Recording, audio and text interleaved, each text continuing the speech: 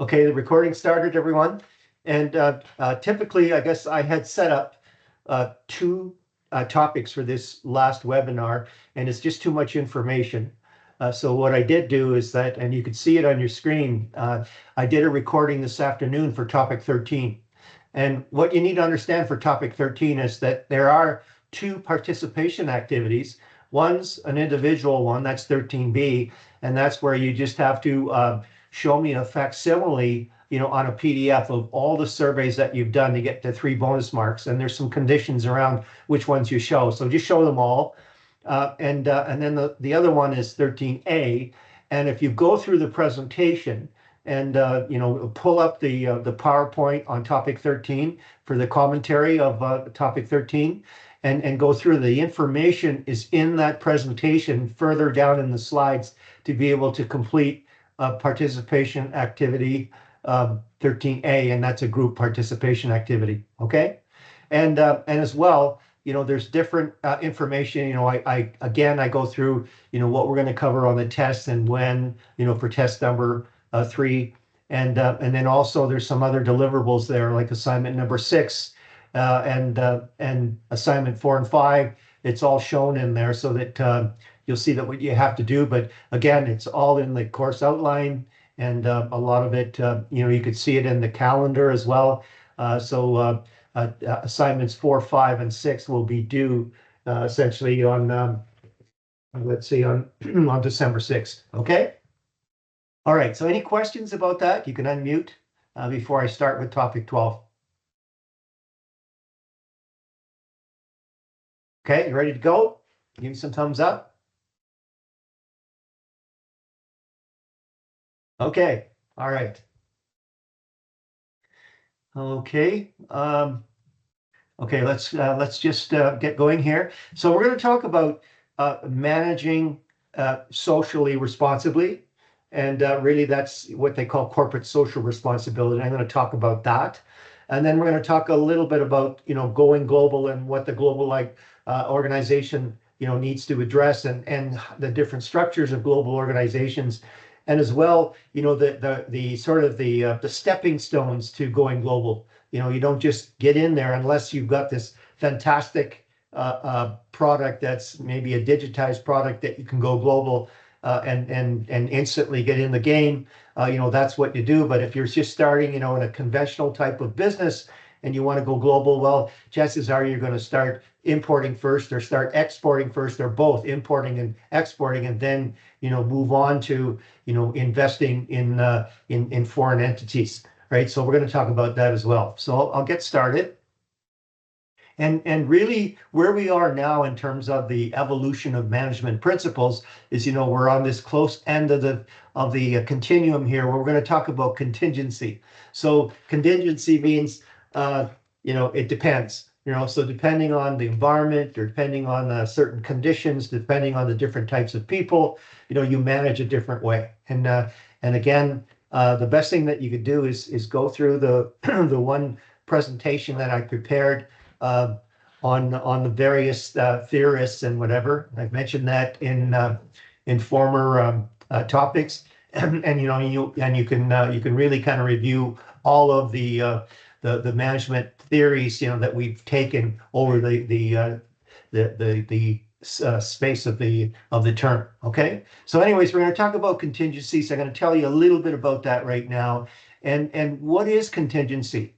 Well, it's a there's no one best way of doing things, and really it's really getting you prepared for the next wave. When we get into the full impact of artificial intelligence and robotics, and a lot of technological disruption, there's going to have to be different ways of solving problems, and there's going to have to have you're going to have to have a different approach, right? So that's why contingency is really appropriate to talk about right now. Contingency approach to management, and what is it? It's a decision making that's depends on the situation. It's situational, right? And the environment sometimes, you have to adjust to the changes in the environment and change your policies and your practices. And the managers have to possess this and continue to improve So there's a lot of, lifelong learning here and continuous learning, and improve your diagnostic skills so to anticipate and get ready for different types of changes. And then the human relations piece, and we talked about this, the empathy side of really what's going to have to be addressed when we get into the new types of management theories, as a result of artificial intelligence, whatever. Empathy plays a big part in really considering the human factor and the relationship between humans and the automation type or systems from AI. There's have to be some sort of collaboration, and again, you need to keep in mind triple bottom line in terms of how is this impacting on the environment, how is this impacting socially, and then how do we keep humans in the game, so to speak. And then information and communication. So managers have to develop communications adequate to deal with all these environmental changes. So this is a very appropriate sort of last piece of management theory and management principles to kind of look at.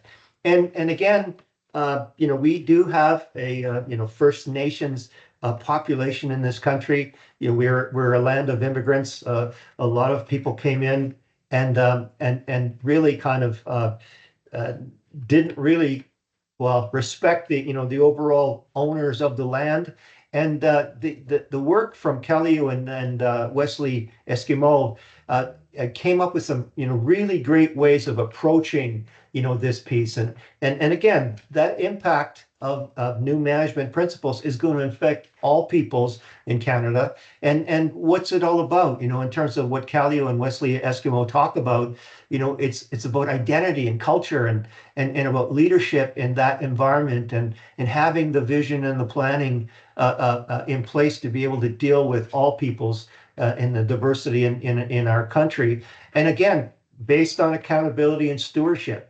And we're still looking at, what gets measured gets done. So there has to be some sort of performance evaluation, but a big part of it, and you're going to see this as well, that we're going to talk about a little bit, in some of these slides, the collaboration, the partnership, and the relationships that all come together to make sure that, this new age of theory of management principles we're moving into, will really be humanized and really, look after all of us and allow us to be good ancestors. Okay, so what are some of those wise practices that Kallio and Wesley Eskimo have brought in? Well, revitalizing traditional cultural principles, building internal capacity, and we talk about building internal capacity right in the balanced scorecard. So you could see that this is a common foundation here for things. Effective leadership, the community needs and aspirations, and then allowing everyone to participate in the economic opportunities. So that's the contingency way of doing that. The answer, it depends, and that's what we're gonna bring in. So that's all that I'm going to give you on this side. And now we're just going to talk about the test again. So just remember, test number 3 is a one-time deal. So if you've got some problems about making that particular date and time, please let me know ahead of time so I can make some arrangements, because it'll be a lot more difficult to make arrangements after this date, to be able to get the marks in and meet the deadline. Right. So it's going to be December the 17th. And it starts at 7 p.m. It'll be, typical to the other 2 tests that you've experienced already. It'll be online off campus, and you access this test through topic 13 on Blackboard, right? Just like, what you did in the first 2 tests. And your lockdown browser and webcam will be required for test 3. So please, test it before the test so that you don't have any problems, because it'll be a lot harder to kind of make arrangements to get through any kind of difficulties that you have later on. Again, the test topics will be 9, 10, 11, and 12. So no secret. Topic 13, the content in that particular piece, even though there's participation activities to perform, will not be on the test. and it'll be a series of 50 questions, most of them multiple choice, some of them true and false, and again, duration of 80 minutes. So any question about that? Any question about the test? Yeah, I'm just looking at the group here, and I don't see anything. Okay. Okay. So, here's the famous drawing that I've been creating for you. And just to know that, here's the really important part of, of the study part, the commentaries, those 4 commentary presentations of topics 9, 10, 11, and 12. Again, they've got the focus on the highlighting and the emboldenment and the golden keys to really kind of give you an idea of where you need to study, and couple that with going through these, there's only 4 of them, PowerPoint presentations from Robbins. They're available in each of the appropriate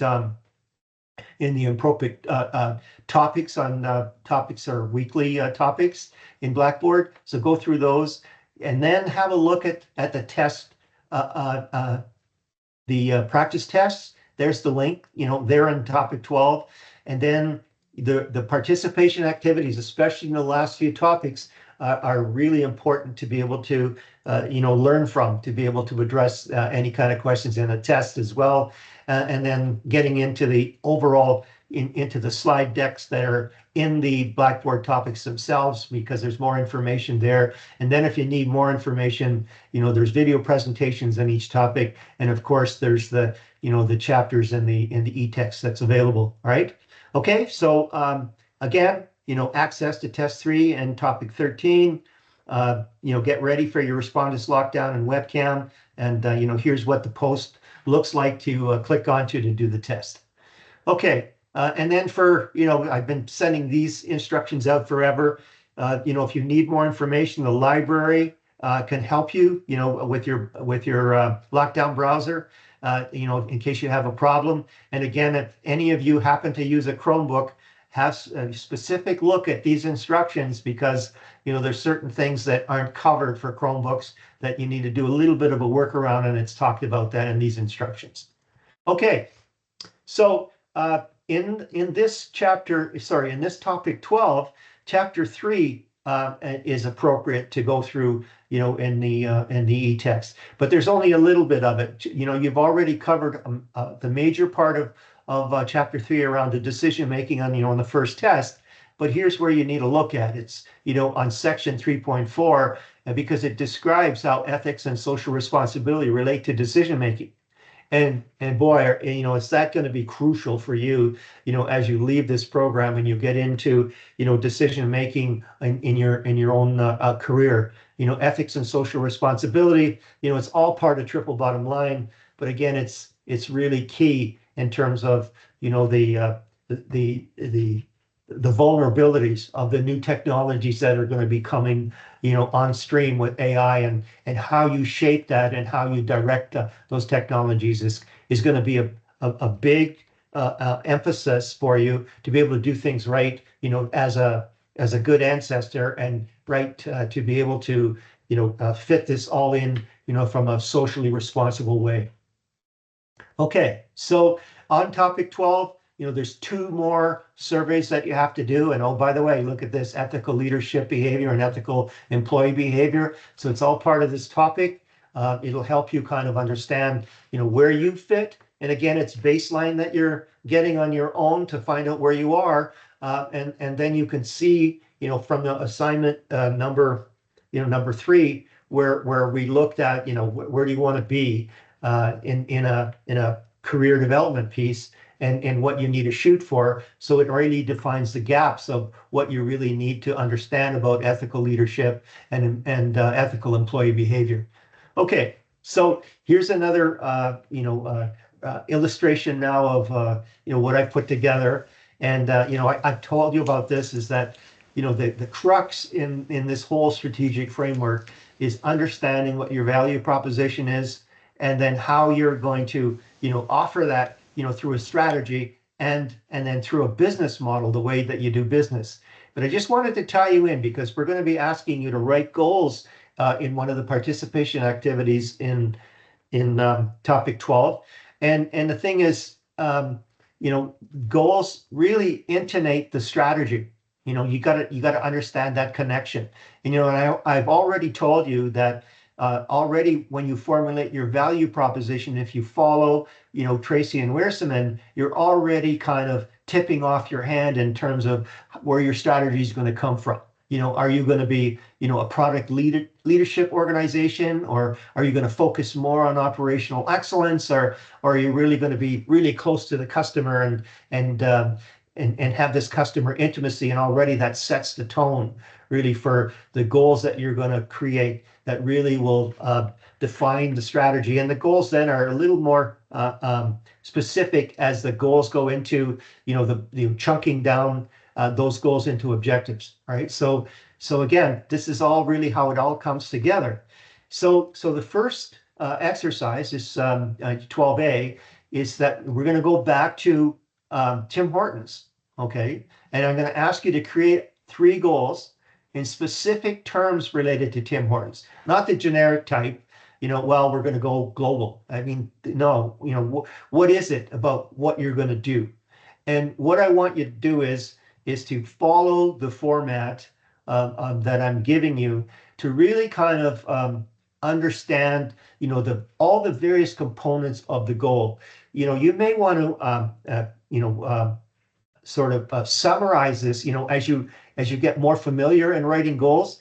But here's the piece. I'll get to the the formulation of a strategic goal. It's a clear and compelling statement that all members, like employees, benefit from a clear line of sight, so they see, they really can understand what they're doing and how that goal, they see themselves in completing that goal and their part in that goal to satisfy the strategy, right? And I've given you an example, but here's the template. I want you to give a title to that strategic goal. Why? Because they go into plans, and when you have a title, then you have, a language you could talk about, as you kind of manage, other goals together. And then you clearly define, the goal statement. And now I want you to do, give you some rationale. And this is where the critical thinking comes in. Why is that goal important? And then you might want to break down that goal into objectives. So it gives you a sense of, okay, so, where, how are you going to get that done? Right? And then what's the timeline? And this timeline gets back to SMART. And then what's the KPI? What are the metrics? What is the key performance indicator to do that? So here's an example. I pulled out one, enhanced customer satisfaction retention, went through these titles and showed, to show you, what to do. All right. And be able to, and remember, a strategic goal, you're going from X to Y by when? I mean, that's the crux. But why are you going through all this detail? Well, this is my experience speaking now, right? It's all about stating a goal for the person in charge of who's going to execute that goal. Because normally what happens is, as a manager, you create that goal, you put it in a plan, and then all of a sudden that plan gets sent down to a specific group of people who are going to execute. And if you don't outline that goal specifically, you may understand it. But if they don't have the key understanding of what that goal is about, how could you expect them to really get to the outcomes? How could you expect them to really understand why that goal is important and how they can, manage the obstacles when they're trying to complete that goal if they don't know really what's clearly behind that, the intent, the rationale of that thing. So that's why I'm asking you to go through that, and I'm asking you to do this for 3 goals. And the same with the KPIs that you choose to measure these goals with.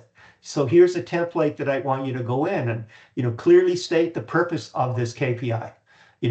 Provide a brief explanation of, and it doesn't have to be a paragraph. Just some clear things so that people really understand, okay, now I know why this metric is here, and I know how it's going to show me if I'm getting to where I'm supposed to be. All right. So what's the rationale?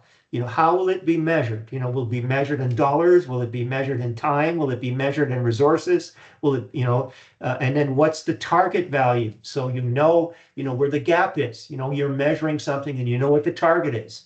And then where are you going to find the data? How are you going to measure this thing? how often are you going to measure it?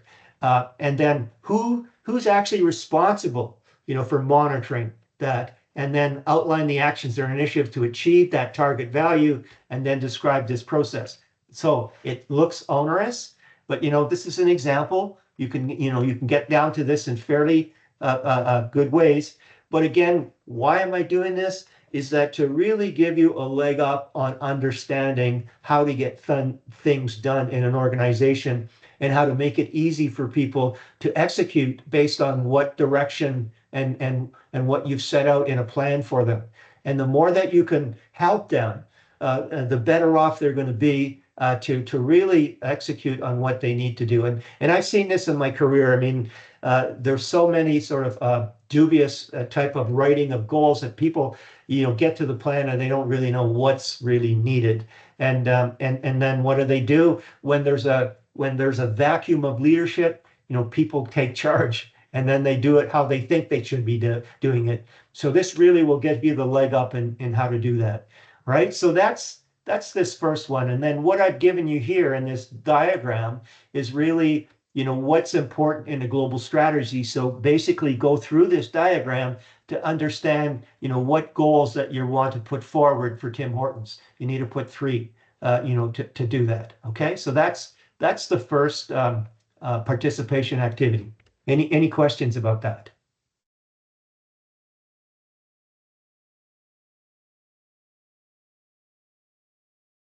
Okay, no questions? So now the next exercise is, when you really want to get things done, and you're dealing, again, this is an economics problem, you have scarce resources. So it's really important to understand what are your priorities, because you're going to dedicate your resources to the key priorities. So what I've come up with is, I call this a smug rating. And I'm not using the M because it's a little bit more complex, but I'm using S, U, and G. So what I want you to do is, you take a look at those 3 ethical and social goals, all right? Those issues, that they're being designed for, and then you rate that. How serious is that? So if it's a really serious issue, if you rate it from 1 to 5, you'd rate it a 5. So so you'd rate a 5 here rather than a 1. How urgent? Is this something you have to do like tomorrow? Is this something you have to do in the next month or so? Versus, oh, well, if we get this done in 2 years, we're okay. So if you have to get this done, soon, and it's very urgent, well, then you would rate that a 5. If it needs to be done 2 years from now, well, you're likely rated a 1, right? And then the issue growth is, is it an opportunity? So is this opportunity just growing at a fantastic rate that, the sooner you get in, the more advantage that you're going to be able to accumulate for the organization? Or is this such a problem and that it's growing so bad, that if you don't get in soon enough, it's going to cost you a lot more money to solve? So growth, either positive or negative based on the issue, and if it's growing really fast, if it's accelerating, well, that would be a 5. If it's stable, that would probably be a 1, right? So what you do then, so let's say that they're all important. So that would be 5 plus 5 plus 5 equals 15. And then your next issue, well, your total would be 13. Well, that would mean that, yeah, this 15 score is, your top issue, and number 2, because it's 13, will be your second, and number 3 might be 10. So that would be your third issue. So that's how you support the priorities in this. And this is called, right now, if you want to use this is called a SUG piece. And, I've used this in strategic planning facilitation. And I use another parameter, but this scoring, it's amazing on how close you can get to the priorities. When you're facilitating a session, you look at the scores, and then you have this rich discussion. Okay, is this really what it is? Did we miss something? And 95% of the time that score sticks. And sometimes people will come up with some insight saying, well, no, you know what, the top issue, the one below it, may have a low score, but here's what I think it should be. And it changes the, the thinking around, how that is important, and then you may juggle it from there. But the ranking really kind of puts you in the game to be able to understand, how these issues and how these goals, rank so that you could give the best of resources because your resources are scarce. Okay, so that's what that's all about. So how are we doing on that? Any questions? Again, these are both group participation activities. We okay? Okay, I'm going to get into the to the content now. We're all thumbs up? We're all good?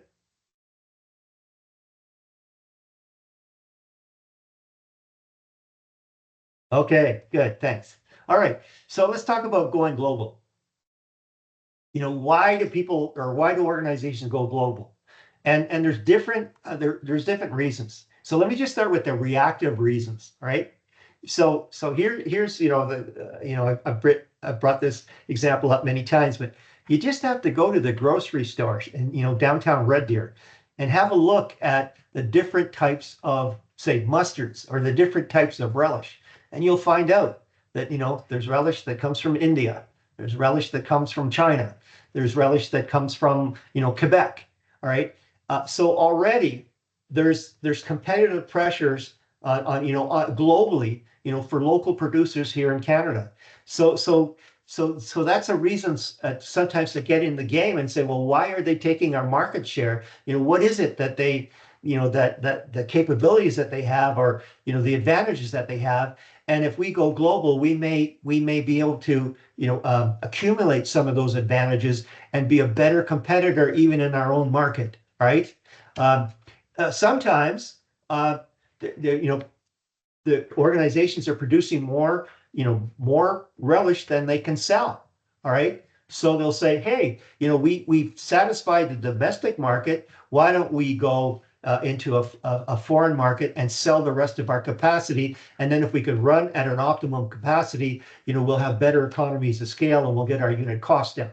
Or just the declining domestic sales. Maybe that the preferences are changing, and so that the preferences are still high in other countries. Well, you'd want to go global and do that. Or you've just saturated the market. You've sold as much relish as people could buy, in Canada, so that you want to go beyond because you've got this additional capacity that you have. Or again, when I talk about the attack from foreign rivals. So what are the reasons for proactive, wanting to do that? Well, again, the more you can produce, you take a look at, you could have better economies of scale than other operations in other foreign locations, and so that you have a better chance to compete in price. Maybe you have this unique product that internationally is a rage and everybody wants it, or you have a technological advantage. Again, I talked about economies of scale, and then just there's a thirst, for this particular product that you're making, and people want it. So that I know I have a friend in Calgary who produced this special filtration unit, and he was selling it locally and on his website, and lo and behold, he was getting requests from the U.S. and parts of Europe saying, hey, we want this too. And he landed up doing a little bit of exporting because of that. And then just playing attacks of rivals on your home turf that I talked about.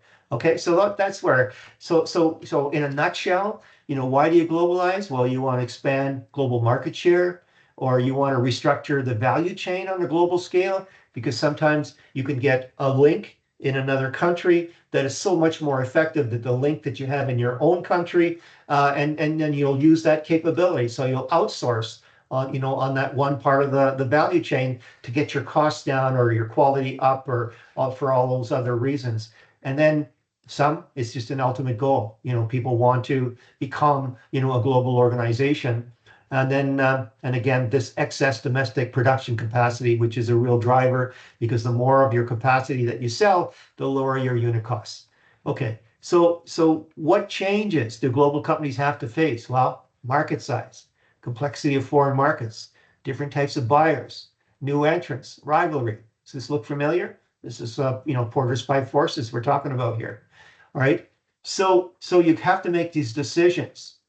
So, how do what do you do? Like, what are the ways to export? You need to do an industry analysis to see, can I thrive in that industry?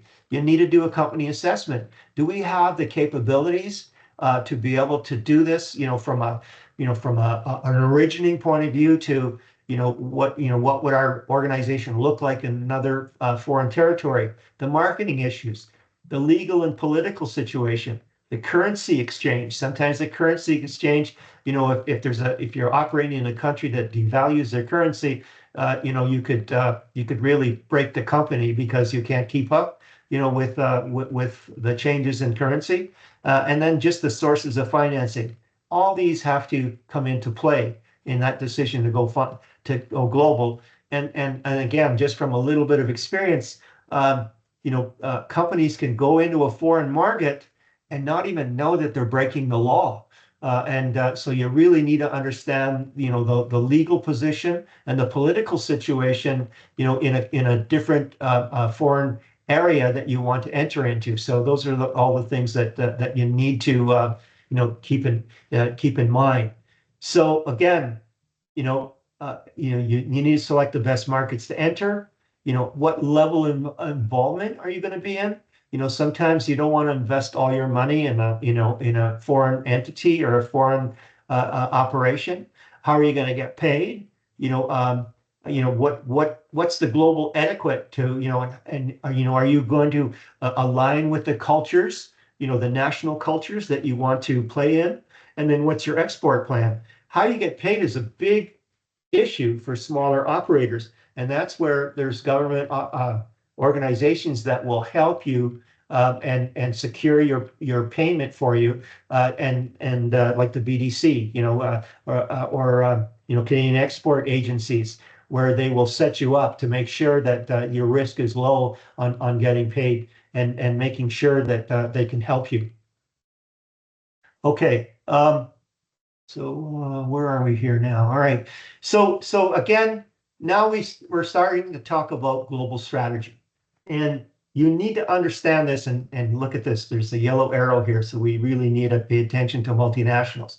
So there's pressures for global integration, all right, and there's pressures for local responsiveness.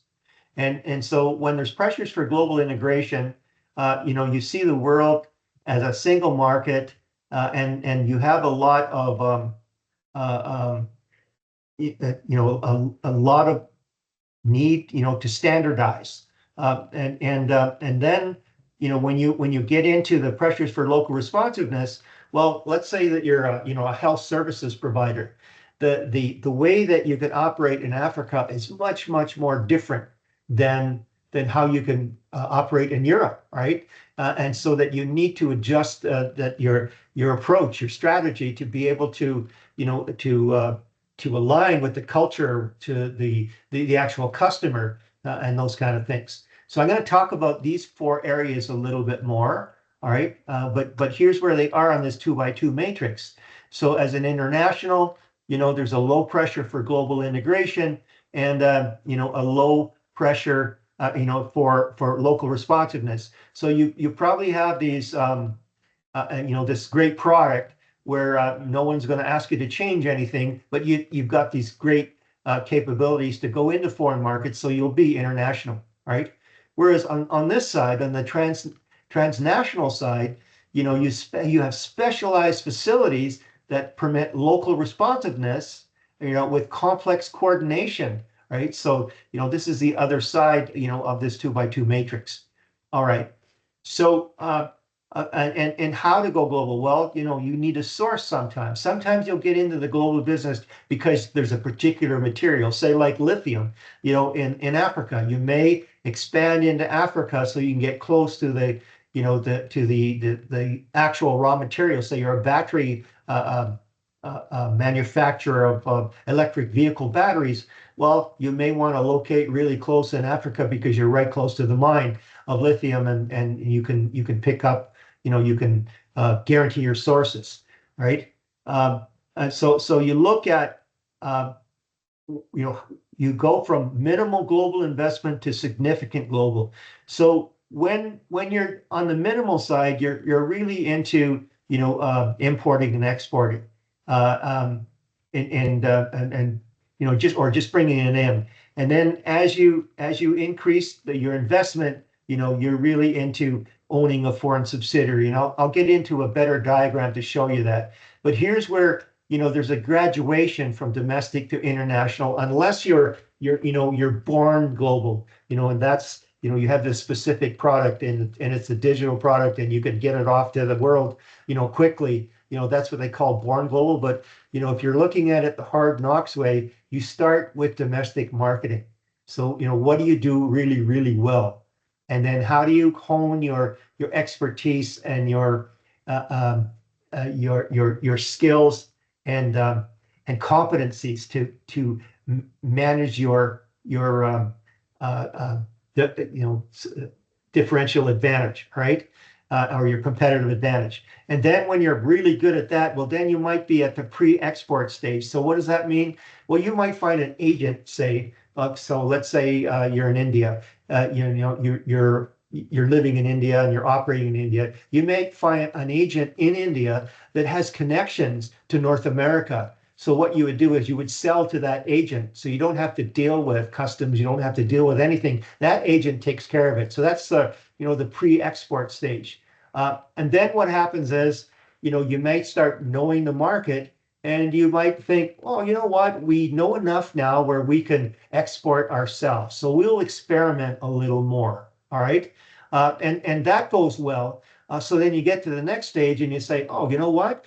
Maybe we can invest in warehousing and logistics in that foreign country, because we know enough now to be able to do that, and we could get the product there and land it and manage it, and then have other channels to work with, and then getting to, okay, you know what, it's time we can actually manufacture that product in that foreign operation and do the whole thing ourselves. So those are evolutionary stages, and here it's done from the marketing side, but and you could see the key here. So here's sort of the stepping stones. You walk before you run.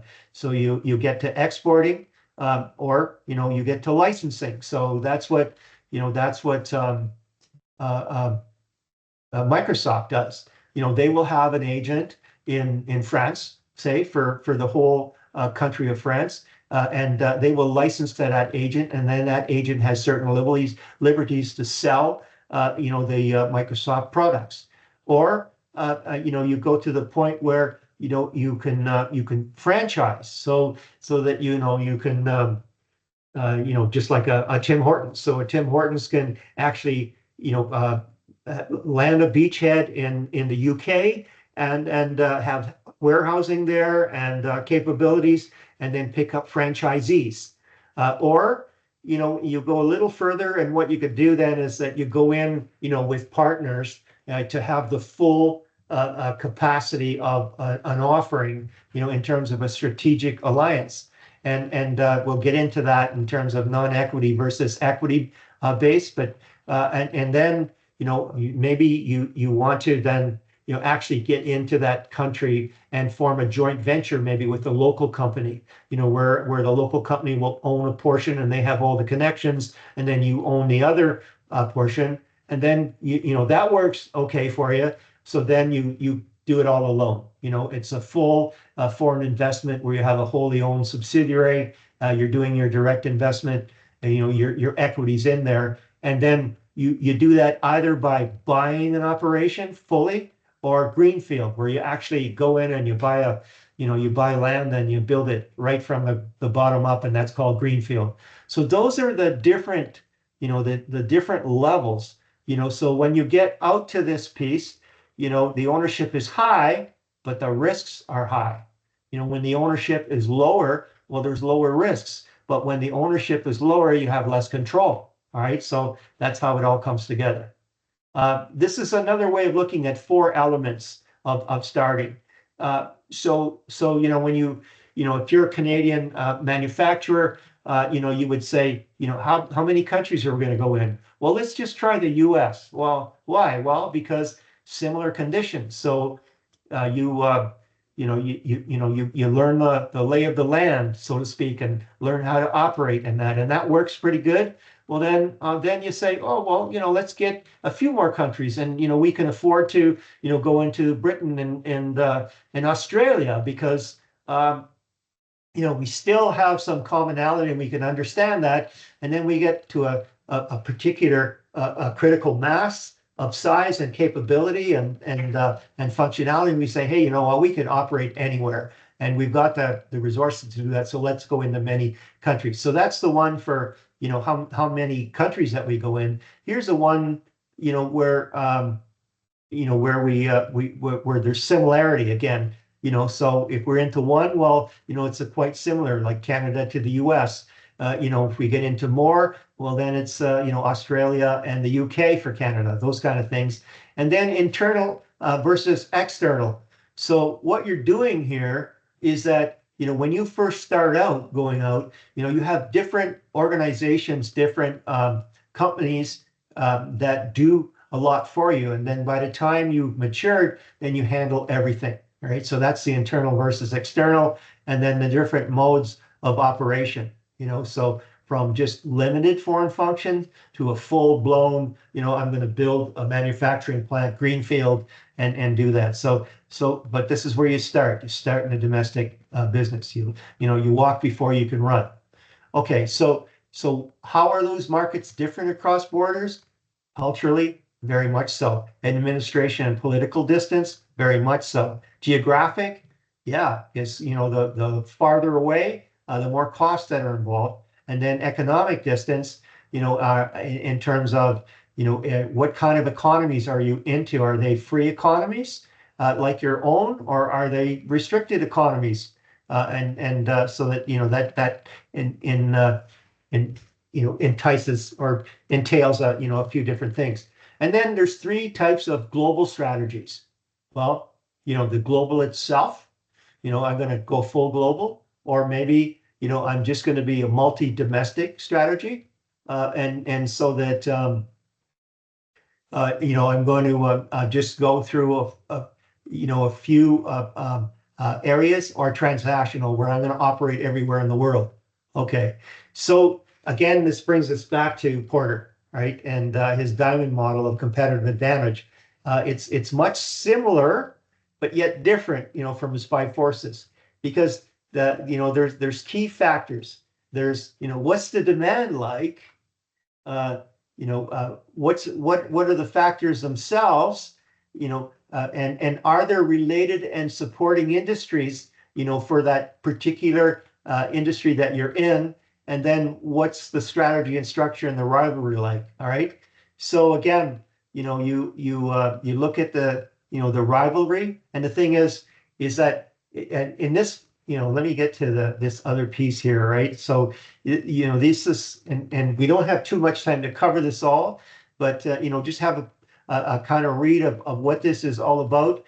In terms of factor, well, it's, natural capital and human demand conditions, presence of sophisticated demand, related and supporting industries. And you'll see this as R&S, in this diagram that I'm going to finally show you.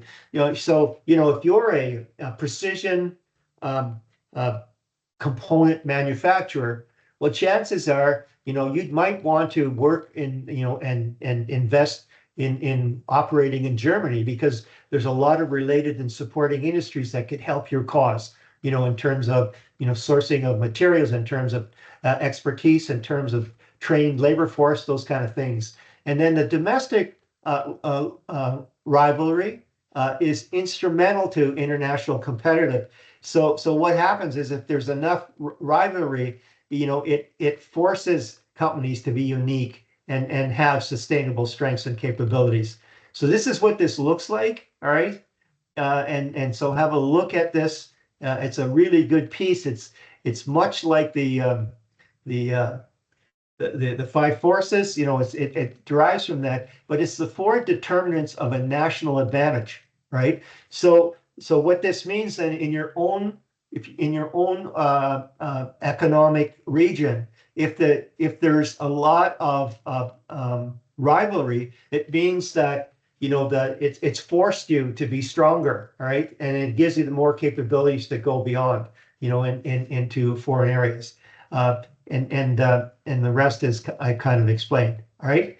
And then in terms of international market development, you take a look at, do you want to be in existing markets, with existing products?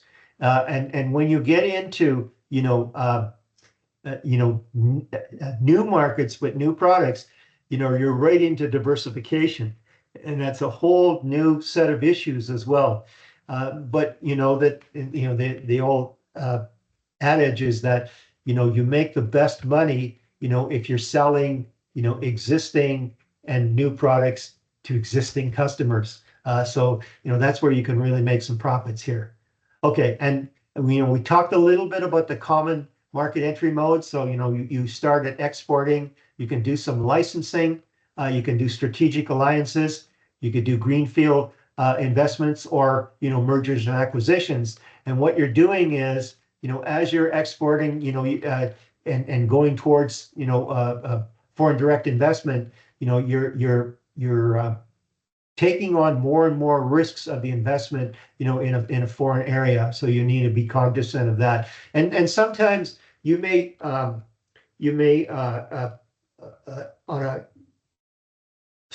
a strategic intent, to say, hey, you know what, we're going to only invest, up to a strategic alliance in Germany, because we still want some of our capital to work for us in France.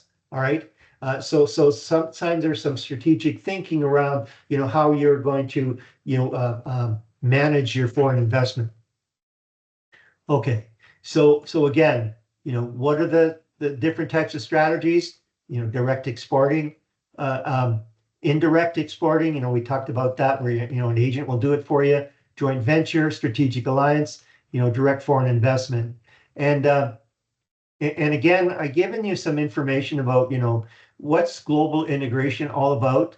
And you can see, like, Apple maintains a consistent branding, a product design, software experience, all right? But they're also into local responsiveness, all right? And the whole idea, the mantra is, think global and act local. If you can do that, with economies of scale and economies of scope, you've got a winning combination where, you're looking at reaching, all markets, and yet, you're responsive enough to really kind of make that offering with a lot of competitive advantage. Okay. You've seen this already. This is key. I explained this piece.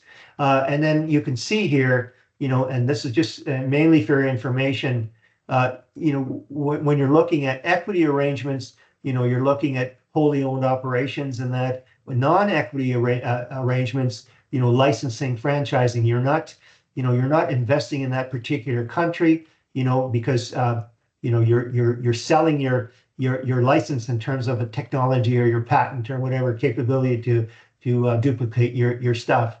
Okay. Not going to talk about that, but really kind of go through these pieces, focus in on, what's different between foreign direct investment and importing and exporting. What is importing, exporting? Buying and selling, right? So buying is importing, selling is exporting for, that. And again, here's some highlighting. Exporting, that's making products at home and selling abroad. So this is a good slide to really kind of understand and study. And then, what are some of the advantages and disadvantages? Well, import, export, disadvantages. Well, to the importer, you're into higher taxes. To the exporter, there's language barriers and things. Franchising, you've got some, you reduce risk in the market structure, but there's terms and conditions that you have to protect your brand, and that might be a disadvantage. So those are the things to take a look at, and then understand what a transnational organization is. An international company with artificial geographical barriers.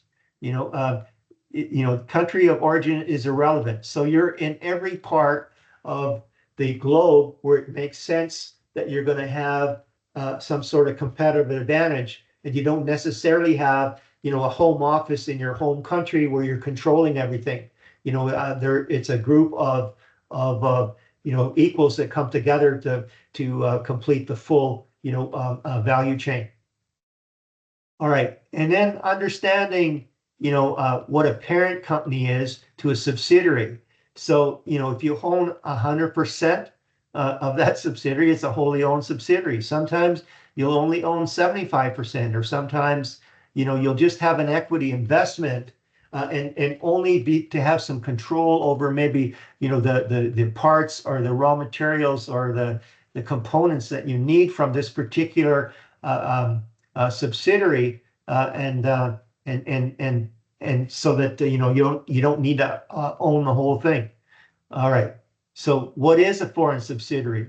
Company that operates in one country but is partially or wholly owned by a parent company based in another country. So understand that particular thing, and understand the differences. Like a multi-corporation, a multinational corporation, that's a centralized management structure, assets or facilities in multiple countries, while typically they have a main office. Whereas a transnational, they're spread out their operations in many countries to sustain this high levels of local responsiveness, and zoning in on competitive advantage, in every area that they operate in the value chain. The global business alliances, there's different ways of looking at that. Sometimes they're just international partners, but sometimes one partner will own maybe some equity arrangement in the other types of and the other alliance partners to have strategic control over the whole operation.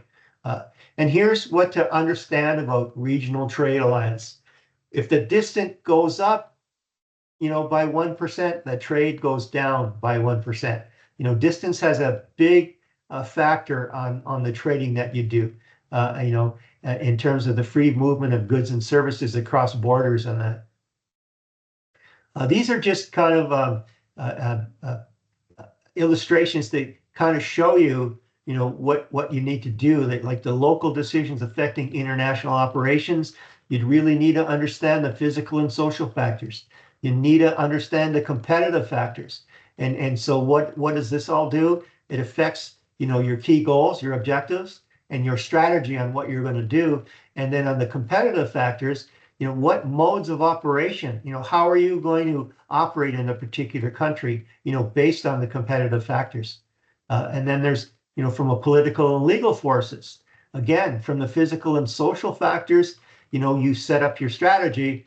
From the competitive environment, the means, and then looking at, political and legal factors often play this critical role in international marketing activities. There's no doubt about it. Okay, those are kind of similar. And then, foreign availability. So things have changed now. And here's where, again, artificial intelligence and robotics is going to come into play.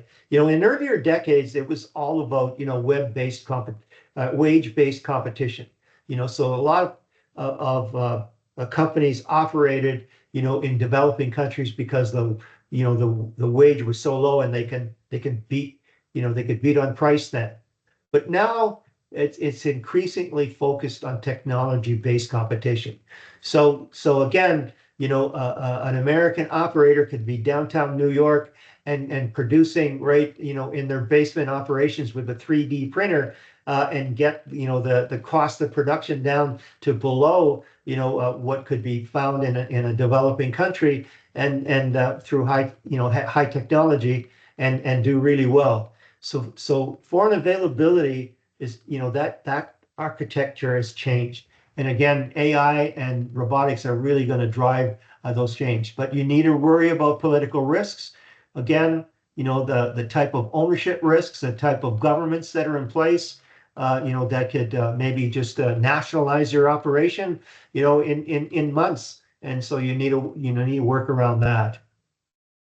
And that's where we talk about expropriation, seizure of foreign assets, and some governments will do it fairly, and other governments will say, well, we're gonna pay you 10 cents on the dollar of your investment, and you have to leave now, right?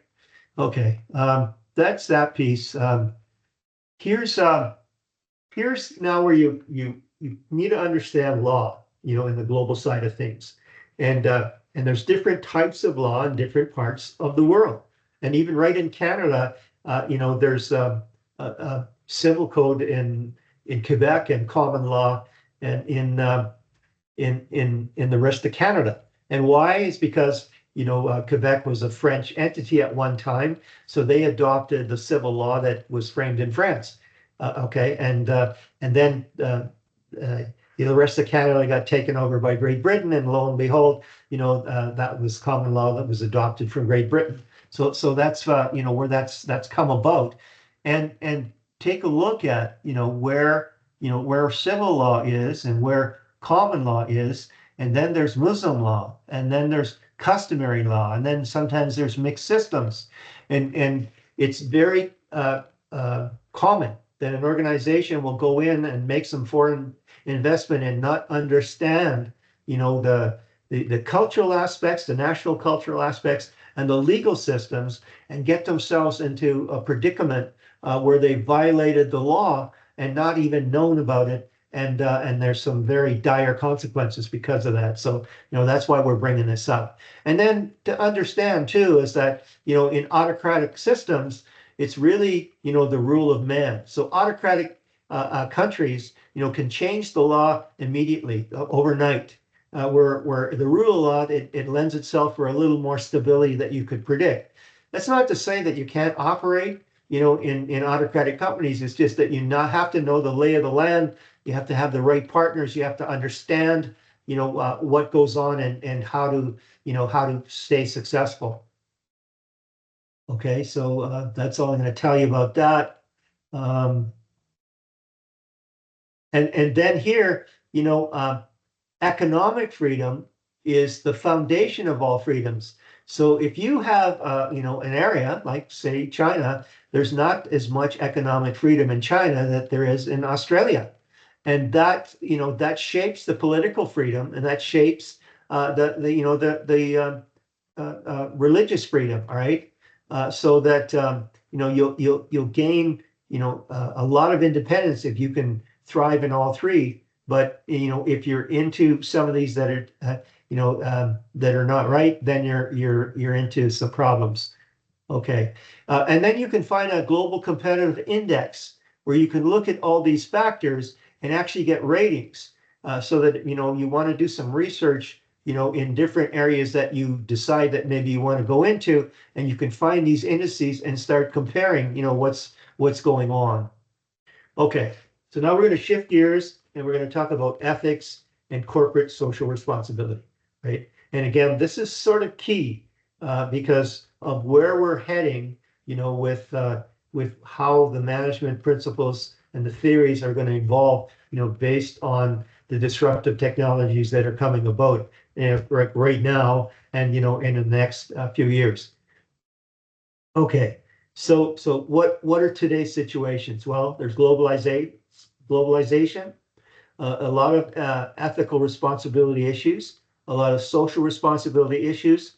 Sustainability is key, and the age of technology. And you just take a look at climate change and how that's causing grief around the world, in terms of what we're doing to the environment, and how that's really reacting to man's capabilities and using the wrong technologies, I guess. And so those are the things that we need to keep in mind as we get into this area. But the whole idea, again, let's go back to Peter Drucker. You still got to do a lot of planning, and planning typically leads to higher profits among many other positive outcomes. So if you can do this planning around doing the right things, right, in terms of triple bottom line, well, then you'll be a lot more successful. Your organization will be a lot more successful. And oh, by the way, this is a key concept here, right? Planning typically leads to higher profits among many other positive outcomes. And if you take a look at, if you look at green products, in terms of environmentally beneficial products, in the economy, most of them very, very profitable, right? So it's not only let's go into the green economy. Well, why? It's because, hey, we're gonna do well, okay? Uh, and and and you take a look at the different types of ethical and social responsibilities. Like discrimination and harassment is still rampant. Workplace and health safety, you can see that that's, especially in you know in certain countries like Canada, the law is really taking charge on this place. Whistleblowing is still questionable. There's laws in place to protect whistleblowers, but still, they get threatened or whatever. Ethical accounting practices, corporate espionage and non-disclosure, technology and privacy, nepotism and favoritism. Like nepotism is, you know, um, allowing, CEO allowing family members to have key positions in an organization, and environmental responsibility. So there's different types of ethical systems and different predominance of those ethical systems in different parts of the world. So you really need to understand, what are those pieces. So, universalism, all people should uphold certain values. Well, that's not practiced in every country. Egoism, acceptable behavior that maximizes the benefit of the individual. Well, this is more related to, entrepreneurs, and sometimes it's not all a win-win-win for everybody. Utilitarianism, the greatest good for the greatest number. So sometimes, there's some sacrifices that you make socially that maybe, could be done, in a little more optimum way. And relativism, this is, well, yeah, when in Rome, do as the Romans. Ethics is defined by the opinions and behaviors of the relevant people. And then virtue ethics, the moral behavior comes from a people of good. So this is what you're working from, in different countries. But here's, four views, utilitarian, ethical decisions made, solely on the basis of their outcome or consequences. Sometimes, and you can see the golden key here, sometimes it's, there's some big losers in this situation and some big winners. The rights view, focus on respecting and protecting individual liberties and privileges. Well, yes, that makes sense, but in some cases, bureaucracy comes into play and efficiencies start suffering. The theory of justice, impose and enforce rules fairly and impartially, which is, work in some parts of the world. And then integrative social contracts, where ethical decisions are based on existing ethical norms within the organization, the industry, and the community, right? So you got to understand, the culture, of the organization, the industry itself, the community, and the country that it's in, to be able to. And here's some examples, of the different types of issues that we've come across. But here, if you look at a global, on a global basis, look at most of the types of ethical misconduct in the workplace. Still, big part of it is conflict of interest. Another part, abusive behaviors, violations of health and safety, corruption, discrimination, sexual harassment, right? So all these play a big part in, maintaining, ethical behaviors and doing that. And the key here, and I've learned this, by practice, training has an impact. All right. So that, if you train your employees for different types of, ethical issues, they will be better equipped, to deal with them and not succumb to them, I guess, in a lot of cases. And again, you take a look at, what drives these unethical behaviors. Well, short-term revenues, no establishment of any codes of ethics, looking for a quick fix, unwillingness to take an ethical stand, considering ethics as a legal issue. Thing is, something that might be satisfied from a legal point of view is still immoral. It's not, it satisfies the laws of a governing country, but there's still people that are losing from it, or being affected by it negatively, right? So, and then lack of clear procedures, and then the demands of shareholders.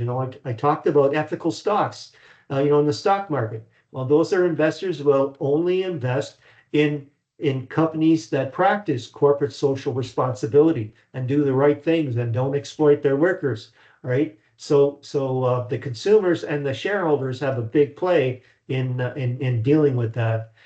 So the whole idea is that if you have the policies and the procedures implemented inside of the organization and you've trained your employees accordingly, you can get around a lot of these unethical behaviors and get through it and be successful and be a benchmark company in corporate social responsibility. So what is that? What is corporate social responsibility?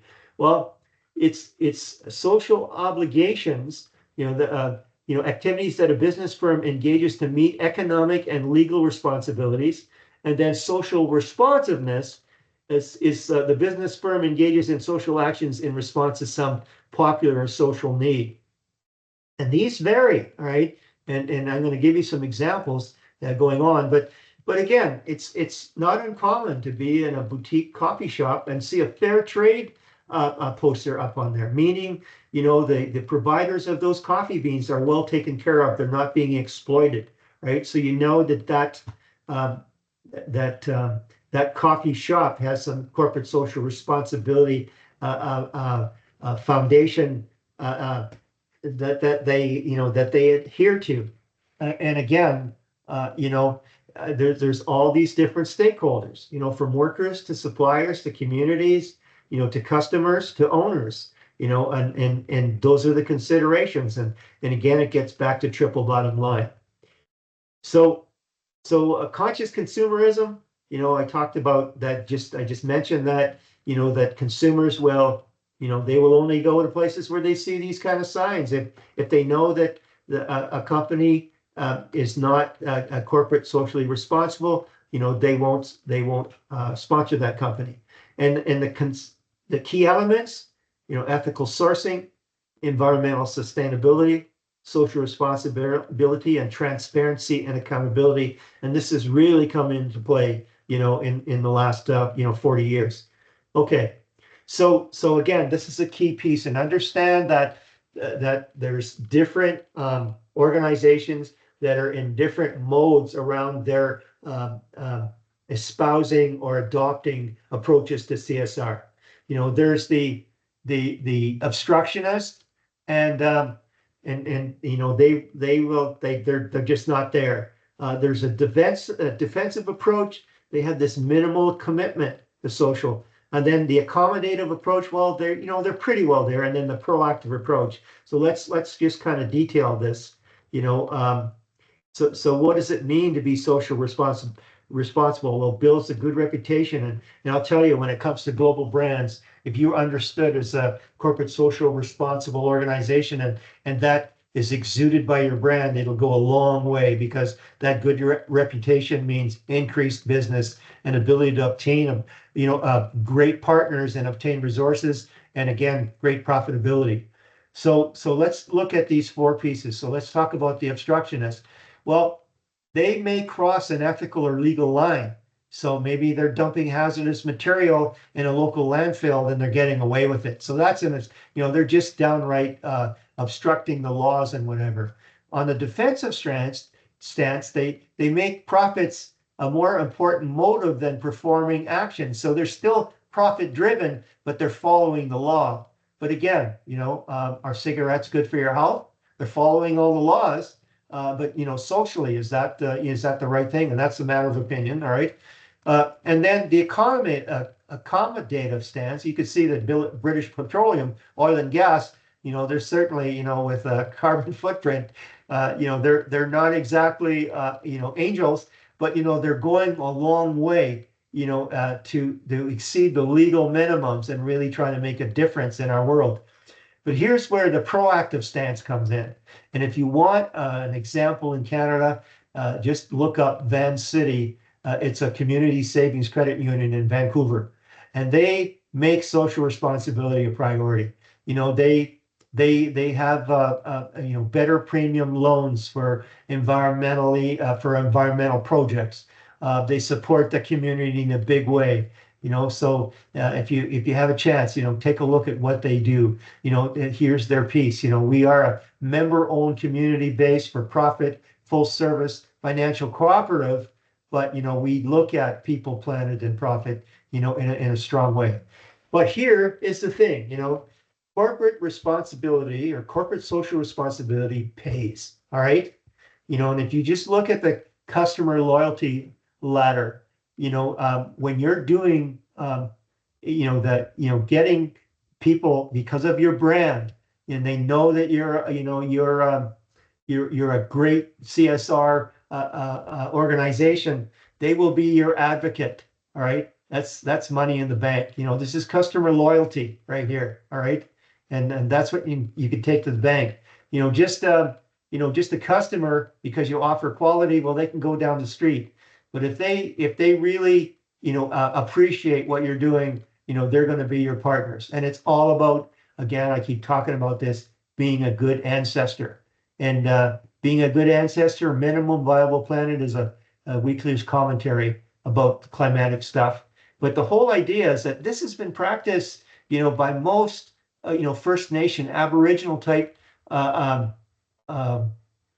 nations all over the world, and a lot of it, especially in the First Nations in North America, most of the tribes had this 7-generation look at making a decision. So if the elders had to make a decision, they'd look at 7 generations forward to see how that decision would impact. And so they really were good ancestors that way. And these, the ethical issues, that's where corporate governance and responsibility comes in. And that's where intellectual property rights can be really protected, and corruption, minimized going through there. So what is corporate governance and responsibility? Well, the elements are transparency, showing the financial results, having the principles by which it measures and it operates, throughout. And again, there's different types of comparative corporate governance, like market-based. Well, this is, mainly in the Western world here. They're looking at the different type of equity markets and dispersed ownership. It's a market-based time. The market in a lot of ways controls the ethical components of what goes on. Family-based, that's where the management and ownership's combined. You can see that these different countries kind of espouse this piece. The bank-based, Korea and Germany, and the government affiliated. So those are pieces. But the key thing is about transparency and accountability, and that's it protects the shareholder rights, ensures equitable treatment, provides for timely, accurate disclosure, and then with intellectual property, the legal entitlements of exclusive rights, to use that piece of knowledge or invention. But I wanted to tell you about Enron, and a lot of you probably never heard about Enron, but Enron was the darling in the stock market in the U.S., and they did some really bad things. All right, and they started cooking the books, and not only that, their lawyers, their consultants were all in on this. And what happens is they finally got exposed. It cratered. The employees, they basically all lost their retirement programs. And what came out about that was this Sarbanes-Oxley Act of 2002 that the U.S. brought in to ensure, that there would be, transparency and accountability. But what it did do is it imposed such restrictions and reporting arrangements that a lot of small businesses, were affected by it, because they didn't have the capacity to meet all those requirements. Okay, but again, with intellectual property, the World Trade Organization has done a lot to be able to, reinforce protection for intellectual property, and it's in a better place today than it was, say 30 years ago. So that a lot of the, World Trade Operation members, adhere to, the things that were put in place to do that. Okay, so Europe, the European Union is well ahead, on CSR, and they have this European Commission, that has put this network together to really emphasize helping companies integrate corporate and social responsibility with daily business practices. Uh, there's and to understand what these are, and then there's some legislation that keeps on getting in, so that you want to be aware of what that's all about in terms of corrupt practices. Um, and uh, and that's really it for this piece. So why did we do the global piece? I think it's mainly to really kind of give you a sense of where you can take organizations and how you can grow them and grow them right. But again, with being global, ethical issues and transparency and accountability become a really key issues, because there's different laws, different customs, different cultures, and you have to find this good ground for your organization to be sustainable and to run it properly, and to really look after everyone in the whole globe in terms of triple bottom line. Okay, so I'll leave you with that. Again, you're looking forward now to finishing your assignments. If you have any questions, please by all means email me. Email me to my RDP email. Chances are I'll get back to you, sooner than later, and we'll go from there. If you have any questions or if you have any issues about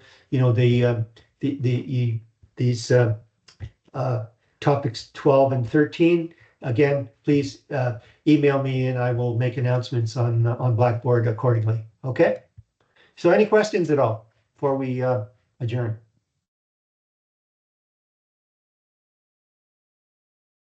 Okay, we're all good. All right. So I wish you the best and success. And I was really pleased with assignment number 3. All of you, you rose to the challenge. I'm hoping to see the same thing, in assignments 4 and 5. And the thing is too, is keep to the organizational structure, adhere to the numbering systems that I've asked you to follow. Help me help you, and the more that you look professional, more that's going to carry for you, in your futures. All right. So take care. I'll talk to you later.